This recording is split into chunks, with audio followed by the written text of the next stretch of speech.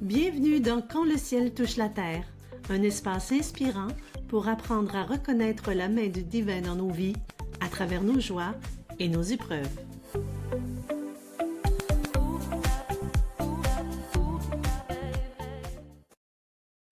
Bonjour tout le monde, mon nom est Louise Côté, je suis la fondatrice de l'Institut de coaching holistique et l'animatrice bien sûr du balado Quand le ciel touche la terre. Et aujourd'hui, je suis vraiment honorée de recevoir et d'accueillir Madame Dolores Lamarre et je vais vous la présenter. Auteure, formatrice, conférencière, antérieurement animatrice de radio, spécialiste reconnue en lâcher-prise, mon Dieu qu'on a besoin de ça.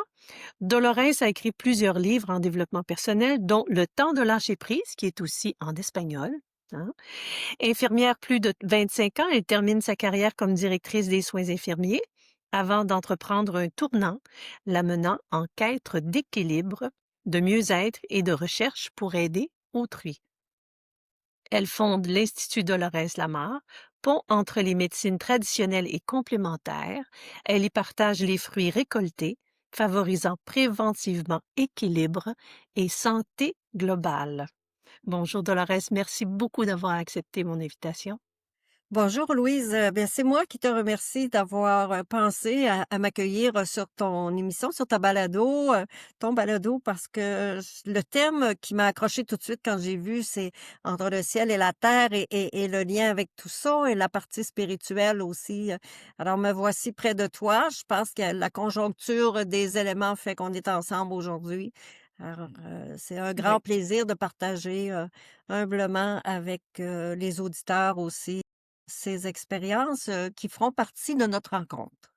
Absolument. Ben, écoute, alors dis-moi si il y avait d'autres choses que tu aimerais rajouter à ton parce que je t'ai décrit suite à un texte que tu m'avais fourni, mais est-ce qu'il y a autre chose qui est pas là que tu aimerais dire à nos auditeurs, nos auditrices là Tu sais, présentement? moi, je suis une grande bavarde, hein, alors là, si tu me laissais ça, il y en aurait comme beaucoup très longtemps, mais il y a quand même plein de choses que je dis, des méditations, toutes sortes de choses sur ma chaîne YouTube, par exemple, où les gens peuvent aussi, aller approfondir, complémentairement aussi une rencontre avec moi, à travers, les vidéos et ce qu'ils rencontreront, au niveau de l'internet pour moi.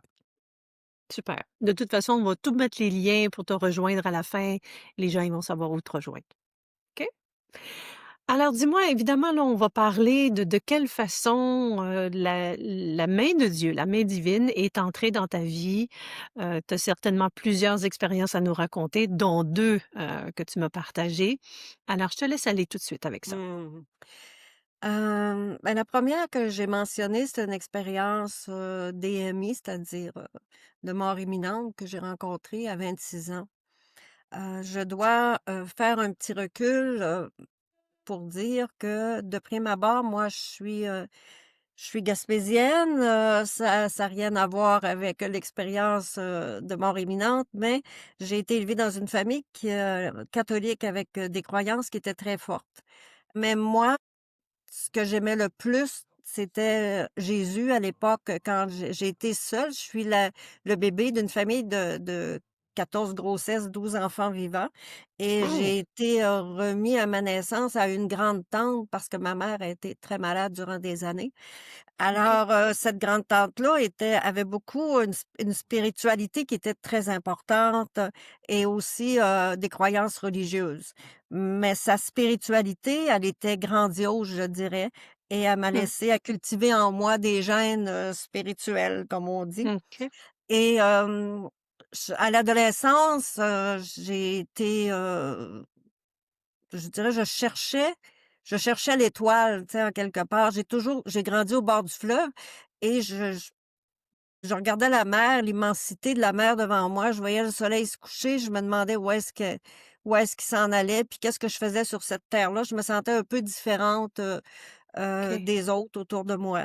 J'avais une Hmm, grande sensibilité sans le savoir à ce moment-là, du point de vue émotionnel aussi, puis la blessure d'abandon m'habitait énormément, donc il y avait comme une hmm. solitude. Et le soir, quand je me couchais, je me souviens quand j'étais petite fille, j'avais hâte de me coucher parce que je me retrouvais à rencontrer, j'appelais ça mes amis des anges. À cette Oui. époque-là, il y avait beaucoup, des images d'anges et qui nous étaient proposées et moi, ben, j'avais comme, 2 anges qui jasaient avec moi le soir. Je peux dire OK. maintenant, à l'âge que j'ai, que c'était pas juste un imaginaire puisque l'enfant, a ses méridiens extraordinaires, qui sont bien éveillés, dans le début de la petite enfance et qu'avec moi, il y avait une communication vibratoire qui était réelle. Oh. C'était pas tout dans mon imaginaire et c'était réconfortant et sécurisant. Alors ça a resté comme une empreinte à l'intérieur de moi, comme Mmh. une espèce de mystère, par après que je me suis questionnée là-dessus, C'est sur ce sûr. monde-là. Un peu plus tard, en avançant en âge, j'ai rencontré la mort, MORT. Lorsque j'ai une sœur, biologique qui est décédée à 14 ans, j'en avais 9 ans et encore Oh. là, ben, il y a eu une expérience, particulière où j'ai très tôt, je me suis éveillée à me questionner sur la vie, sur la mort, sur qu'est-ce qu'on fait ici? C'était pas juste qu'est-ce que j'apprenais à l'école, il y avait au-delà de ça, mais Mmh. personne parlait de ça. OK.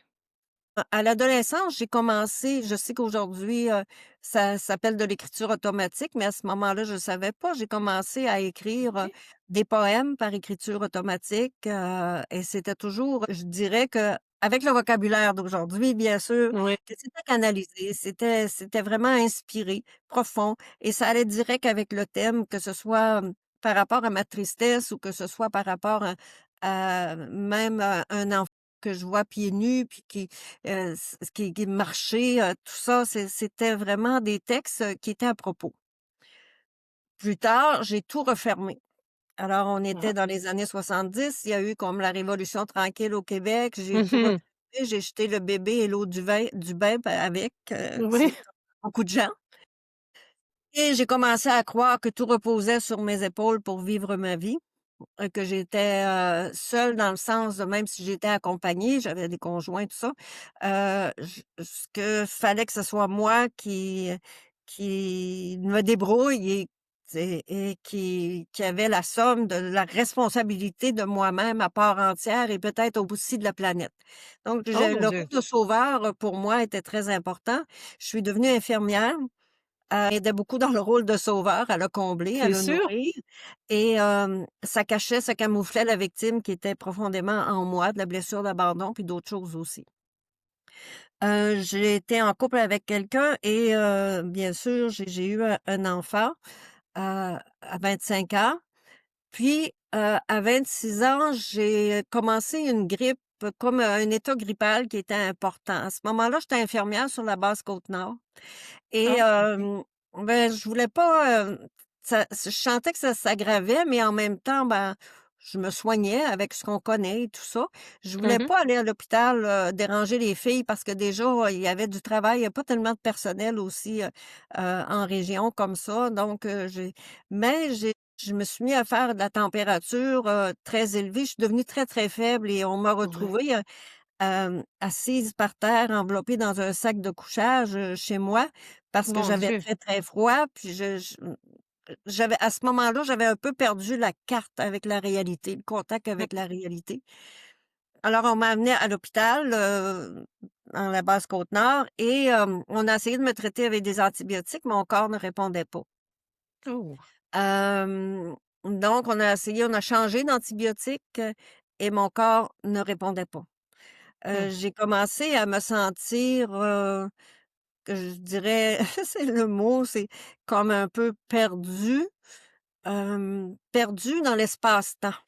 C'était Oui. les premiers sentiments, qui les 1ers ressentis, comme si je me libérais des éléments qui nous entourent, comme si aussi mes sens, voulaient, voulaient m'abandonner, il y avait comme j'étais comme je me sentais comme, est-ce que je peux dire un point, un point, je savais pas, mais j'avais une grande à l'intérieur paix, une grande paix à l'intérieur de moi qui OK. grandissait, qui grandissait. Puis j'ai seulement le souvenir d'avoir demandé, qu'on contacte la grand-maman qui m'avait gardée, jusqu'à l'âge de Mmh. 15 ans. C'était mon seul lien réel avec ce que le mot famille pouvait avoir pour moi et c'est comme si je voulais l'aviser parce que je sentais que j'allais mourir. Mon Dieu, à ce point-là, hein? Alors cet hôpital-là où j'étais appartenait à des religieuses et c'est la religieuse que je connaissais bien là, qui était, la directrice qui a contacté, qui a fait le contact et probablement qu'elle est venue me dire, c'est très, très vague dans ma tête que le message avait été fait et à partir de cet instant-là que j'ai senti ça, j j'ai abandonné. J'ai lâché prise. Pendant ce temps-là, le personnel de l'hôpital avait communiqué avec l'avion du gouvernement pour venir me chercher, me transférer à Québec, bien entendu, parce que c'était ce Ouais. qu'on faisait, c'était ce qui était possible. Malheureusement, comme c'était à Havre-Saint-Pierre, et il y avait beaucoup de brouillard et ça prend des pilotes, qui sont habitués pour, venir, atterrir, l'avion, bien sûr. Donc, Mmh. ça a été retardé. Donc, je m'en allais comme de plus en plus, une petite chandelle qui était en train de Oui. s'envoler, mais moi, j'étais pas au courant. Moi, j'étais bien. Je me souviens juste que j'étais bien et qu'à un certain moment donné, autour de mon lit, j'ai vu comme on dirait une espèce de brouillard, de nuages, difficile à expliquer. Ça peut ressembler à ça, mais en même temps, c'est comme pas ça. Et Mmh. j'ai cru, à ma droite, vers le pied de mon lit, sentir comme, 2 ou 3 présences, qu'on aurait dit qui m'étaient un peu familières, là, Mmh. j'en parle puis je revis en même temps l'image parce que Mmh. ça s'oublie jamais, non? C'est sûr. C'est comme si ça me ramène dans cet état-là, Louise, là, un petit peu Mmh. là de contact et bon, on a dû après ça venir me chercher pour, m'amener à l'avion qui a fini par atterrir et j'ai juste quand j'ai embarqué dans l'avion, ils ont frappé la civière puis là, je me souviens que j'ai réalisé que j'étais dans l'avion, que je montais dans l'avion, quelque chose comme ça. Je suis repartie après et je me Mmh. suis réveillée, j'ai repris contact avec la vie 2 jours plus tard. Oh mon Dieu! 2 jours plus tard, je suis, à l'hôpital de Saint-François d'Assise à Québec et je suis sur un lit réfrigérant et à un moment donné, je m'ouvre les yeux et je vois tout blanc qui est là et là, pour moi, de la façon que j'avais coupé avec la réalité, que je revenais, je me suis dit: «Je dois être au ciel». Je sais pas si l'image du ciel, c'est là, je savais pas. Est-ce que je suis vivante, morte? Je sais pas. Mmh. J'avais pas comme repris contact, ah oui, je dois dire aussi avant que j'ouvre les yeux, j'ai vécu quelque chose de particulier. Je me rappelle très, très bien qu'à un moment donné, il y a comment expliquer ça? J'ai senti comme s'il y avait quelque chose qui rentrait en moi au niveau du cœur et ça m'a fait tellement mal. C'est comme si la vie revenait à moi par le cœur. Ça m'a fait mal Ouais. physiquement, là. Ça a été comme OK. une respiration de ce genre-là, comme un Ouais, bébé je qui arrive au monde un peu, je pourrais OK. dire. Puis c'est après ça que j'ai ouvert les yeux. Mais je me souviens comment ça fait mal de rentrer dans ce corps-là, je vais dire Ouais, ça de ouais. même. En tournant mes yeux un petit peu, j'ai vu comme 3 roses qui étaient suspendues au-dessus de moi. Puis en fait, ben, c'était mon époux qui était venu me voir, et qui avait, heu, il tenait 3 roses dans les mains. Heu, OK. là, en voyant les roses, je me pensais encore au paradis, tu sais, je Oui, sais oui, pas moi aussi. l'image qu'on peut avoir du paradis, tu sais. Là, j'étais revenue, mais en même temps, je savais pas trop où j'étais. Oui, Qu'est-ce qui oui. s'est passé pendant 2 jours? Moi, ça m'a paru 5 minutes. Pendant 2 jours, Excellent. j'ai vécu ce qu'on appelle, selon moi, une décorporation. Bon, il y a par exemple, il y a tu le sais Louise, il y a des médecins, docteur Maudy, docteur Charbonnier, bon, plusieurs, même Mario, Beauregard aussi avec, Ouais. je l'ai reçu à mon émission à la radio à un moment donné, qui font des recherches aussi sur le cerveau, sur la vie après la mort, les expériences de mort imminente et tout ça, Mmh. moi, je croyais à rien à ça et là, quand tout à coup, j'ai repris contact avec ce que je venais de vivre pendant ces heures-là, pendant 48 heures, Oui, oui. là, j'ai tout le fil était clair pour moi, mais je me suis dit: «Elle était complètement folle, ma fille, là, ça a pas de bon sens». Alors, qu'est-ce que j'ai vécu? Je me suis retrouvée c'est comme si mes sens m'avaient abandonnée, sauf à une espèce de vision, est-ce que je peux dire d'omniprésence, d'omniscience, hem, où je pouvais j'étais en contact avec le Tout. tout, je pense, avec tout. Mmh. C'est très difficile de trouver un vocabulaire pour exprimer tout ça. Et le fameux tunnel que les gens parlaient, moi, faut dire que je connaissais pas ça. J'avais 26 ans.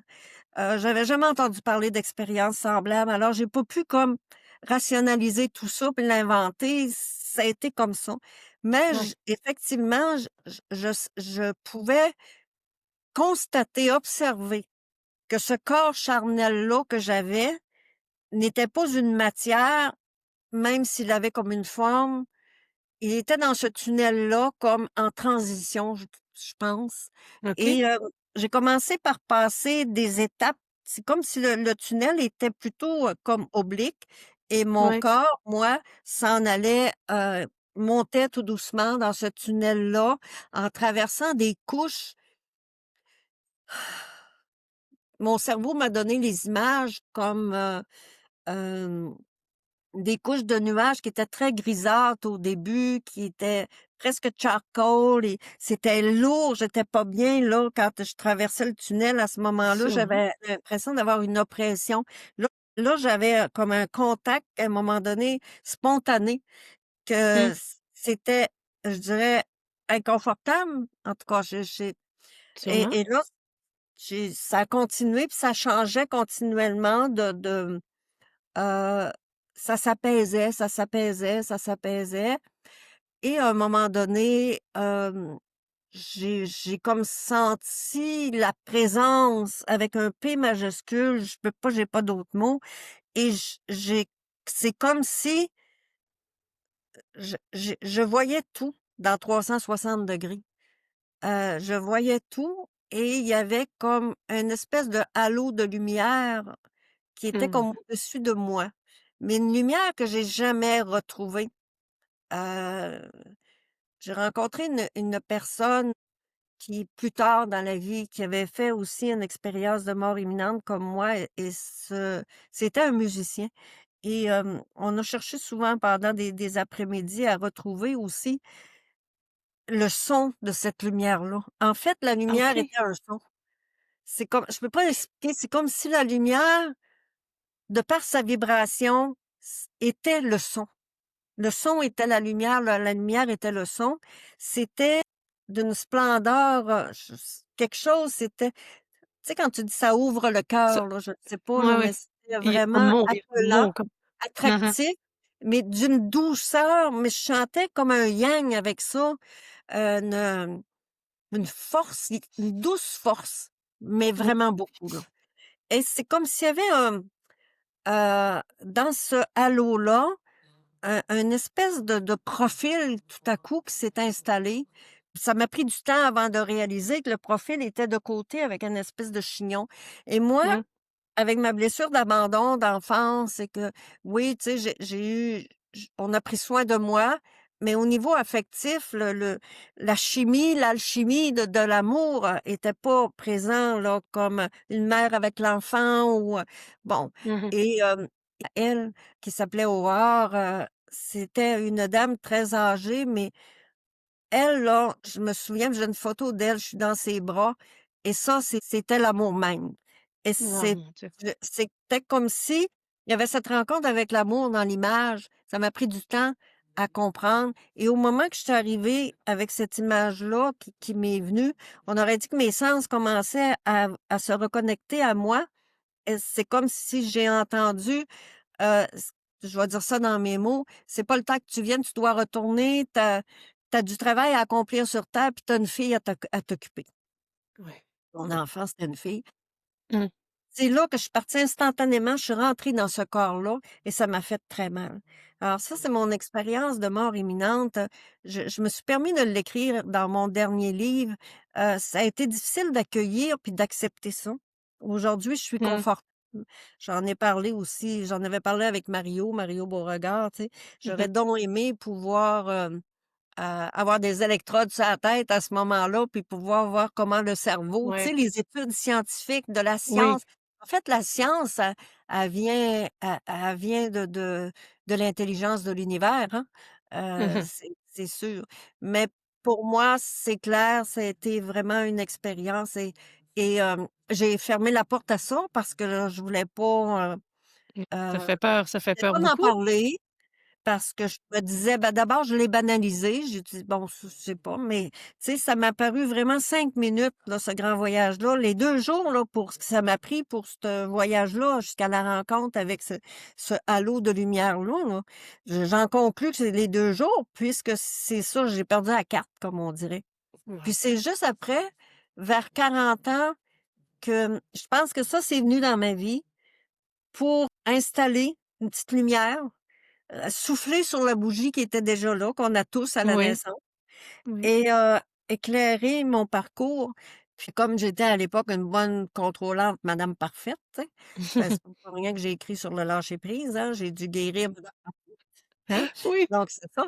Donc c'est plus tard à la quarantaine où des expériences m'ont amené à tout perdre, vraiment tout. J'ai resté toute seule avec un chien, mon chien un OK. Poméránien, puis à redéfinir ma vie autrement et j'ai voulu quitter. J'ai pensé à me suicider, mais là, ce matin-là, il était 11 heures. C'est que j'étais en jaquette, je m'en souviens. Ça allait pas du tout et c'est comme si, au moment où je pensais vraiment de passer comme à l'action, de quitter, la Oui. souffrance était trop grande je me disais: «Ma vie a été le travail, puis comme toutes les gens, ben, toutes nos obligations, tout ça, mais à quoi ça sert? C'est quoi cette vie-là?» Je voyais Mmh. plus à quoi ça servait la vie. J'avais voulu tellement être bonne, puis être aidante, puis tout ce que tu veux, puis on aurait dit que là, le ciel me tombait sur la tête, tu sais, telle l'expression, Oui. avec une tonne de briques et que là, j'y avais plus rien. C'est comme tout à coup, je me suis retrouvée comme si j'étais assis dans une boule de Noël à 360°, dorée et j'ai entendu une voix en dedans de moi. Moi, j'étais infirmière, je dis j'ai pensé: «Est-ce que je suis schizophrène?» Tu sais, non, la réponse était non, là, ça, c'était clair. Je connaissais moi, j'ai étudié beaucoup aussi, la maladie mentale toute ma vie. Ça OK. j'ai pour me spécialiser, surspécialiser là-dedans, de façon profane et aussi de façon, traditionnelle. Mmh. J'ai un grand intérêt pour la santé mentale. Alors on dit qu'on enseigne ce qu'on a besoin, hein, c'est ça. Oui.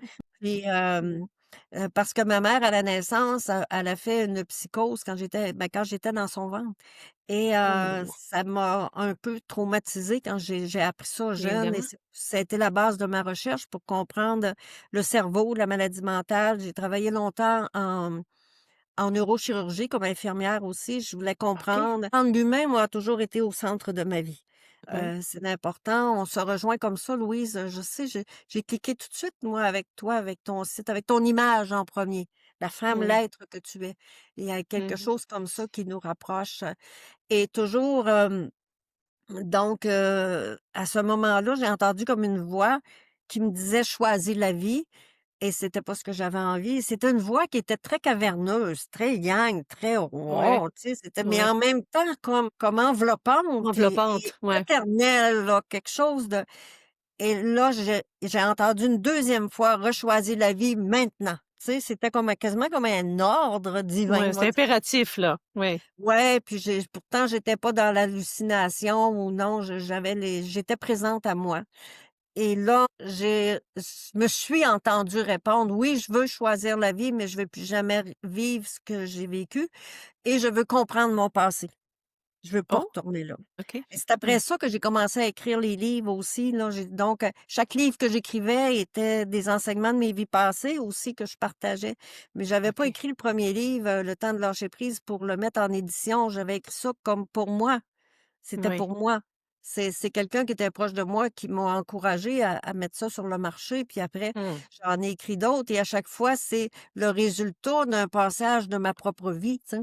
C'est Fait sûr. qu'à 40 ans, c'est là, que c'est tout arrivé, cette Mmh. bascule-là vers le spirituel. Mais à l'intérieur, l'étoile était là. L'étoile est toujours Oui. là pour tout le monde, hein. On a cette vie qu'on a, la carrière, le métro boulot dodo, tout ça qu'on a, mais aussi si on n'avait pas notre vie spirituelle, on n'aurait pas notre vie charnelle. Non, C'est impossible. non, Parce que on est quand on des va êtres mal, spirituels.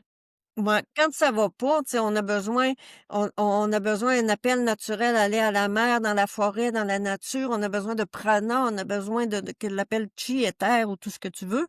On a Mmh. besoin de ça. C'est notre nourriture, notre combustion tu sais, à l'amour qui est là, qui nous fait du bien, puis on revient ressourcé un peu. Puis des fois, ça nous éclaire pour continuer le chemin. Mais ça, c'est quelque chose qui est de base, là, qui est en C'est soi. sûr, tout le monde, Ouais. tout le monde. Puis dis-moi, Dolores, en 2017, il est arrivé d'autres choses aussi pour toi? Ben oui. Alors moi, j'ai continué le chemin. Bon, l'institut est venu au monde et tout ça. Et en 2017, un 4 juillet, alors que j'étais en super forme, je venais d'avoir mes prises de sang régulières. J'étais une bonne infirmière qui va faire ses Mmh. examens une fois par année.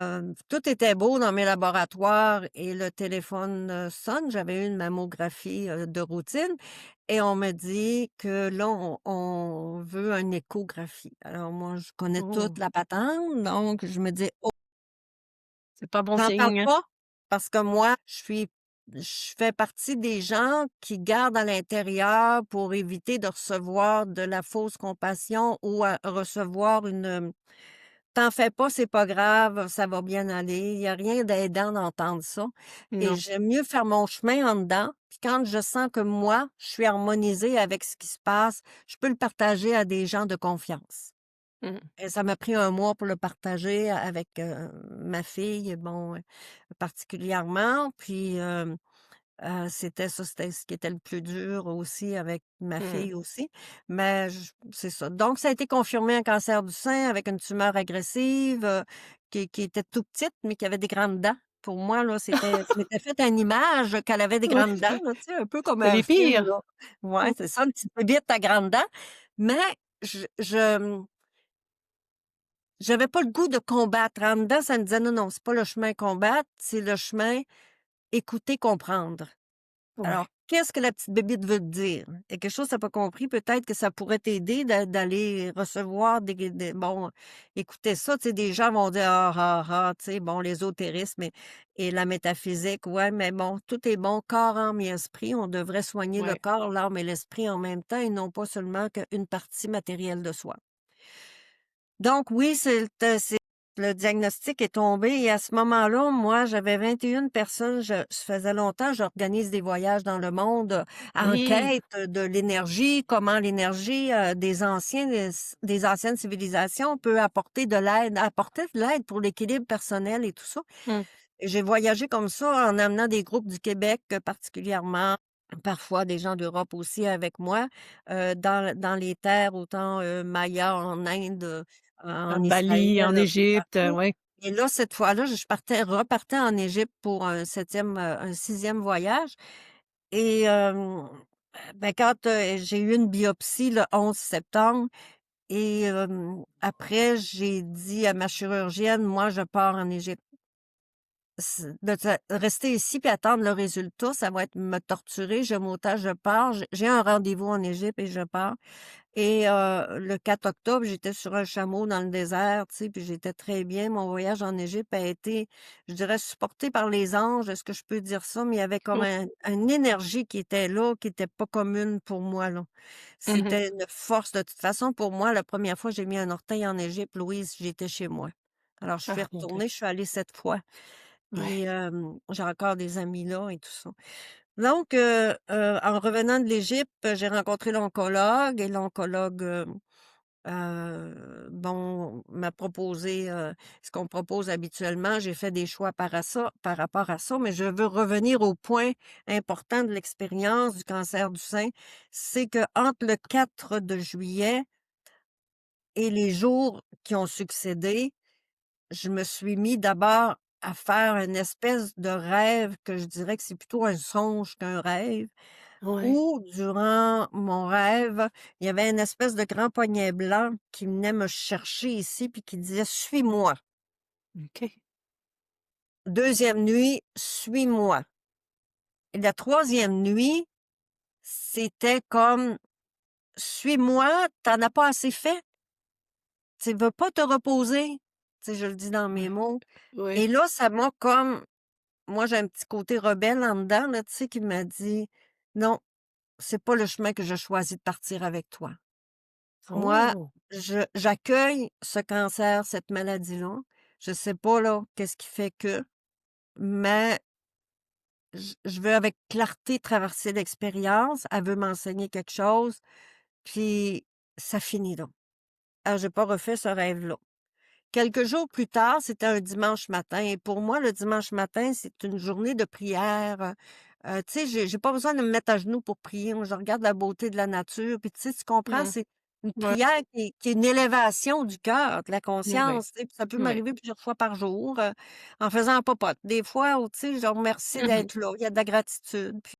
C'était le matin de bonne heure et il y a un mantra que je me répète souvent parce que j'ai rencontré, aussi, que Guru Mahesh Oui, là. Sananda à un moment donné dans ma vie, qui est un maître qui enseigne un chemin de la conscience et qui m'avait offert le mantra du Om Namah Shivaya qui va se dire: «J'honore le Seigneur qui est en moi, j'honore le Seigneur qui est en toi». C'est comme bon, j'honore le divin qui est en toi, j'honore Ouais. ce divin en moi et tout ça m'a fait réfléchir beaucoup ce chemin-là. C'était une belle école. Je répète souvent dans des moments d'anxiété difficiles ce mantra-là, ne serait-ce que pour m'endormir le soir.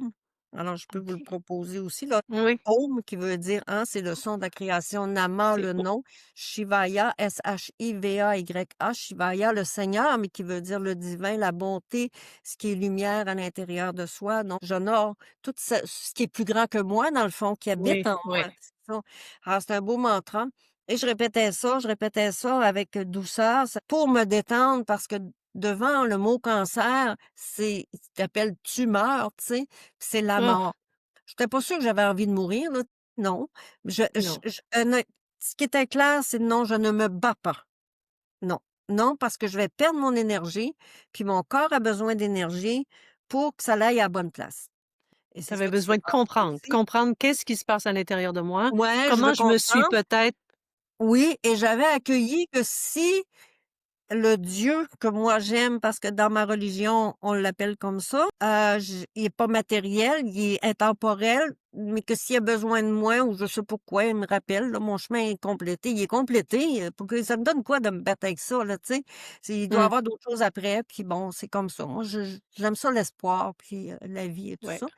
Et là, en répétant le mantra, à un moment donné, j'ai commencé à me sentir, m'habiter des frissons qui ont commencé à m'habiter, mais pas à peu près, là. Et je me suis mis OK. à grelotter dans le lit, mais pour vrai, là. J'aurais eu Mmh. 6 couvertes, là, j'étais pas capable de sortir du lit, j'étais pas capable de me lever, j'étais que dans Non, mon non. lit, mais je grelottais, là, physiquement, là. De ta ta ta ta ta ta ta ta, là, OK. énormément. Ouais. Je grelottais, je grelottais, je grelottais. Il y a à un moment donné, j'ai senti arriver devant moi, là, comme on dirait au-dessus de moi ou en même temps, une lumière, je peux pas expliquer c'est quoi. Il est arrivé une présence, là, mais tellement puissante, je te le raconte, j'ai le frisson, là. Est-ce que c'était la même présence que tu avais sentie dans ton EMI? Oui, Oui, plus hein? forte, OK. plus Plus forte, forte encore? plus forte, OK. plus forte. Et là, j'ai senti ça, là. Puis là, j'ai dit, j'ai eu comme je m'abandonne. Je m'abandonne. Je sais pas ce qui se passe, mais je m'abandonne. Et je me suis mis à pleurer, mais pleurer, mais pleurer. C'est même pas le mot pleurer. C'est des Mmh. sanglots. Tu sais, Oui. puis plus capable Ouais. de respirer, là. Tu sais, Oui, j'étais oui. plus, je trouvais plus ma respiration. Je sais pas comment ça a duré de temps. J'étais toute seule dans mon lit, chez moi. Puis, là, à un moment donné, ça s'est calmé, ça s'est calmé, ça s'est calmé. Et là, il m'a traversé une idée que je me suis dit: «C'était une idée folle, je suis guérie». C'est l'idée qui m'est venue. Puis là, je me suis dit: «C'est ton mental, ma fille». Tu sais comment que c'est, hein, l'ego, hein? Oui. C'est ton mental, calme-toi le pompon, là, respire par le nez, là, tu sais. Mmh. Mais je me suis dit: «Et si c'était vrai?» Hein? Mmh. Bon, je lâche prise, je serai pas comme ça, tu sais. Puis, il y avait une chose qui était absolue pour moi. L'oncologue me proposait un traitement voyons, de chimiothérapie, De mais le chimio? plus fort, là, parce que il m'avait fait passer mon dossier était passé en Californie, puis c'était dans ce qui était revenu. Le la la note que j'avais obtenue, c'est ça me prenait un traitement très fort de chimiothérapie. Puis Mmh.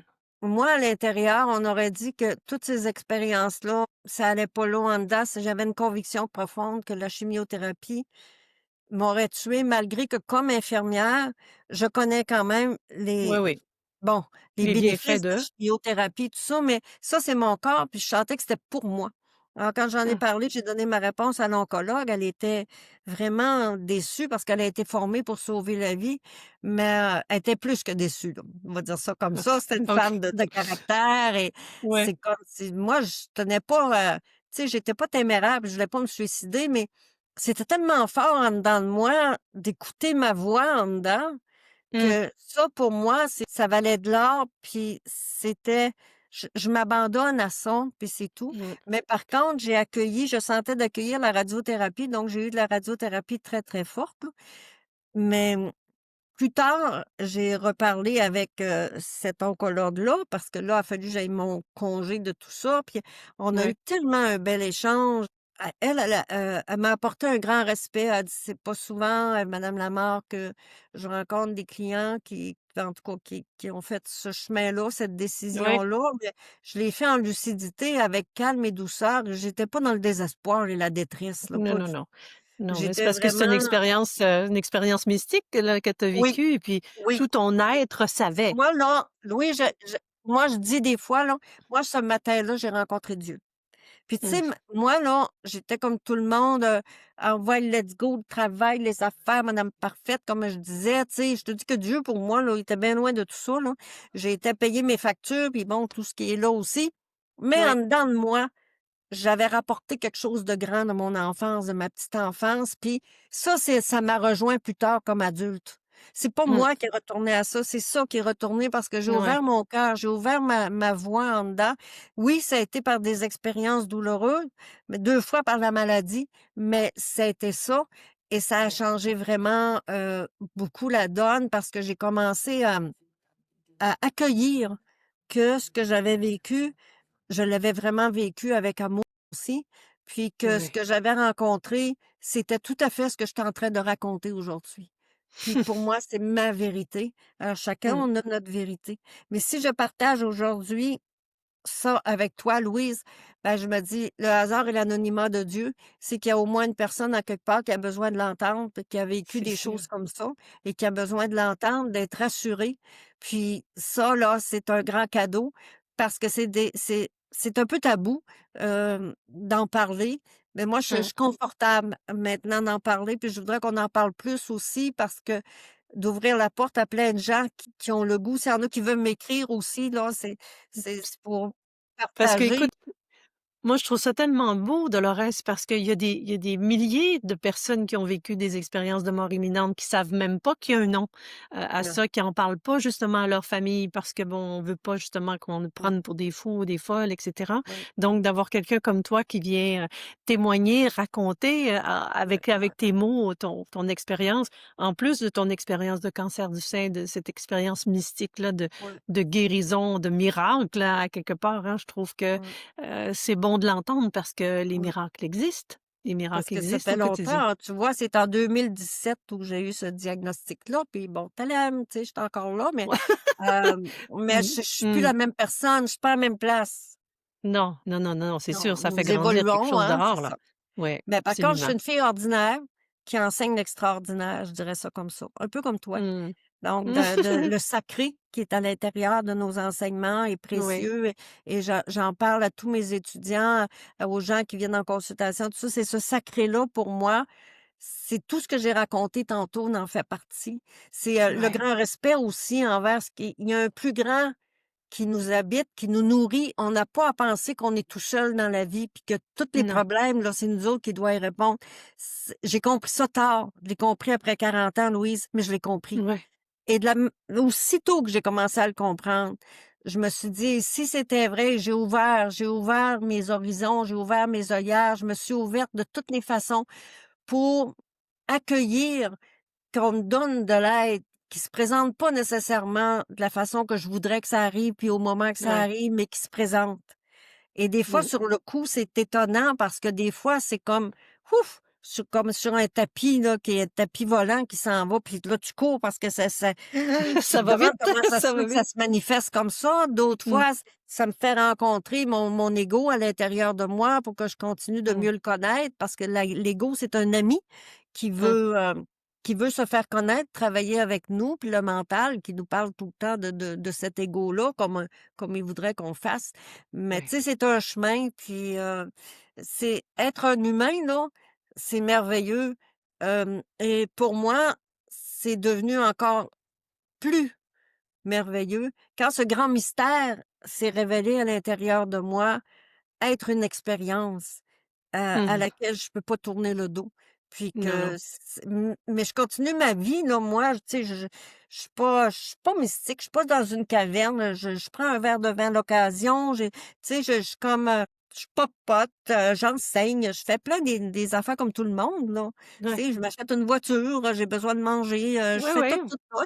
Mais ça, pour moi, c'est je vis entre le ciel et la terre, mais j'ai les 2 pieds sur terre. Et toi, tu as un ça, c'est balado important. là, entre le ciel et la terre, là, puis moi, si j'en avais un, je pense que je l'appellerais «Les 2 pieds sur terre».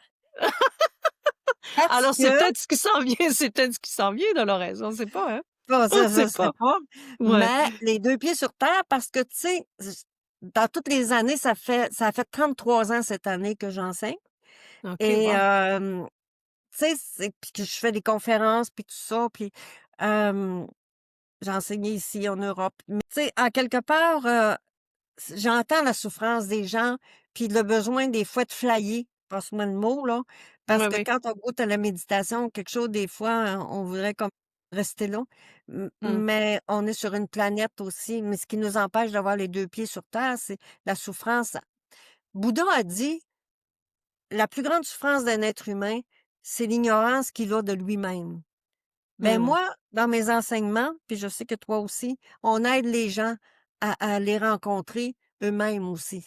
Retourner Ouais, au ouais. centre de soi, apprendre à se découvrir, à s'accueillir, à découvrir le potentiel aussi, les forces, pas juste à se taper dessus, puis à vouloir tout le temps Mmh. guérir, guérir. OK, je comprends, mais il faut aussi développer le potentiel. Mmh. Se donner, tu sais combien il y a de personnes que je rencontre qui sont formidables, qui pourraient aider des gens, ils ont des diplômes, puis ils sont pas capables de passer à l'action, là, tu sais, parce que c'est On pas en voit de guéri en ça. dedans assez, là, tu sais, c'est tout ça.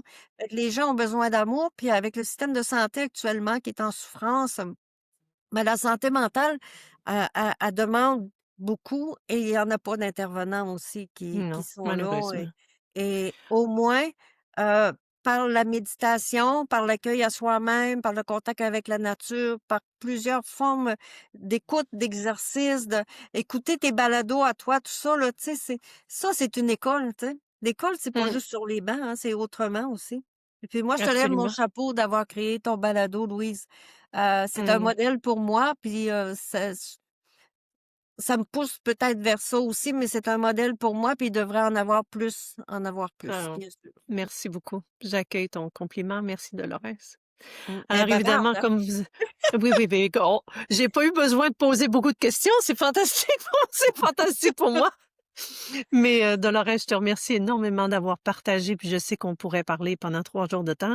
Alors j'invite tout le monde à découvrir, ton parcours, ton univers à travers les liens qu'on va mettre sous, la description, sous l'épisode, dans les notes d'épisode.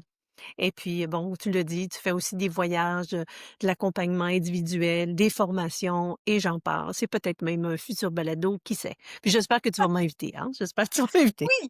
Oui, oui, c'est sûr! Voilà. Alors, je t'embrasse, je te fais un gros câlin, Dolores, et merci beaucoup. On se retrouvera peut-être en 2026 ou ailleurs. Merci beaucoup. Merci à tout Ça le va être un monde qui plaisir. m'écoutera. Merci. À bientôt. Si vous êtes ici, c'est que la dimension spirituelle résonne déjà dans votre cœur. En tant que fondatrice de l'Institut de coaching holistique, je vous invite à découvrir nos programmes et formations, des espaces de transformation conçus pour permettre au divin en vous de s'étendre et de respirer plus grand.